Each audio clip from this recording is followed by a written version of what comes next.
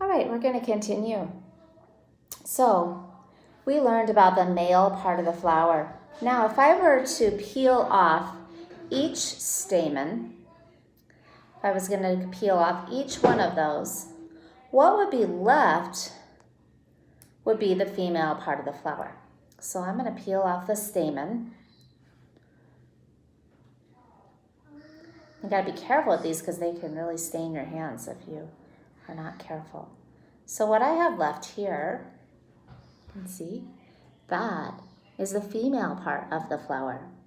And this part here is called the carpel.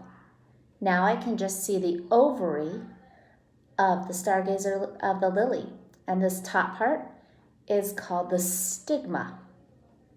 So when pollinators come to collect the nectar, our petals have bumps that lead them down. So the petals attract the pollinators and they lead them down these bumps to the stigma, hoping that some of the pollen, some of the sperm cells might land right there at the top, okay? So this top part is called the stigma, and when the pollinators come to collect the nectar, they might deposit some of the pollen grain right there onto the stigma. Now the stigma is super, super sticky. If you were to get really close to me, you would see the stickiness is making webs onto my finger. That's how sticky it is. So the pollinators come, collect their nectar, and maybe deposit some of the pollen grain onto the stigma. The stigma will travel down the style into the ovary. Now, once the ovule here has been fertilized, each of the petals will fall off.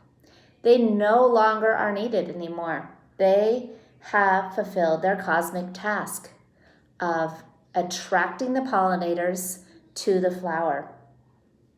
Then the ovary, this part here, will swell up and it will become the fruit of the plant. The plant was one of the very first organisms to provide food for animals. Plants are amazing. They are capable of movement. They move, right, towards the sun. They are capable of reproduction, which I just showed you with the male and female parts of the plant. They are capable of growth. We all have seen the beautiful plants and flowers growing right now. Plants and animals are very similar to each other in those ways.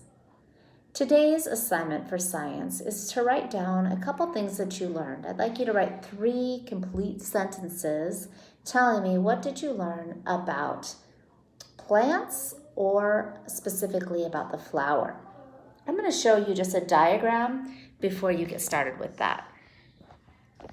So here's my paper I have been reading, and here is the diagram of the flower. Woo. So you can see each of the parts of the flower I talked about: the stigma, the anther, the filament. The whole thing is called the stamen. You can see the ovary that will swell up and the ovules inside of it. You can see this whole thing is called the carpel. Here's our petals. This bottom part is called the receptacle and the peduncle. I don't know if I'm saying that right. And these 2 small stems at the bottom are called sepals, or some people call them the calyx. So those are the parts of the flower, and I hope you learned something today. Please write down 3 facts that you learned today. Thank you, and I hope you enjoyed your lesson on botany.